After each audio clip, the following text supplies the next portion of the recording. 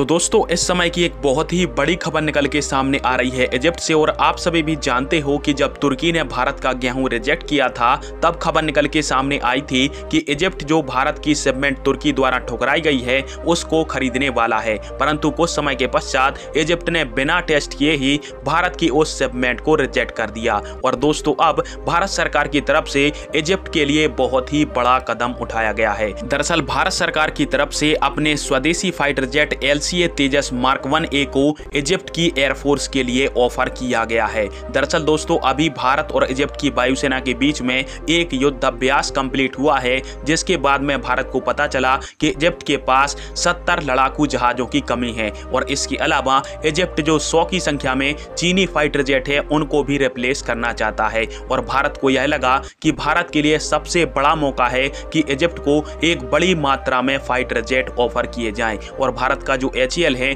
उसने ऐसा कर भी दिया है। और स्क्रीन पर आप सभी के स्क्रीनशॉट देख सकते हो, जिसके माध्यम से ऐसी जानकारी दी गई है कि भारत के HAL की तरफ से इजिप्ट की एयरफोर्स को अपना LCA तेजस मार्क 1A अपने पूरे हथियारों के साथ ऑफर कर दिया गया है। और आने वाले कुछ ही दिनों के अंदर इजिप्ट की जो एयरफोर्स है वो भारत के अंदर आएगी और अपने LCA तेजस मार्क 1A की प्रोडक्शन लाइन और इसकी खूबियां वगैरह चेक करेगी। हालांकि भारत के HAL की तरफ से जो इजिप्ट की एयरफोर्स है उसको भारत के LCA तेजस मार्क 1A और उसकी प्रोडक्शन लाइन का ऑफर दिया गया है। यानी LCA तेजस मार्क 1A को भारत इजिप्ट के अंदर बनाकर ही इजिप्ट को प्रदान करेगा। परंतु दोस्तों यहाँ पर इजिप्ट भारत के तेजस MK1 की टेक्नोलॉजी को भी चाहता है। साथ में भारत के जो स्वदेशी अटैक हेलीकॉप्टर यानी LCH और इसके अलावा LUH जैसे स्वदेशी हेलीकॉप्टर हैं उनको भी इजिप्ट की वायुसेना भारत से खरीदना चाहती है। और वो सिर्फ इतना चाहती है कि भारत पूरी प्रोडक्शन लाइन के साथ इन हेलीकॉप्टर और फाइटर जेटों समेत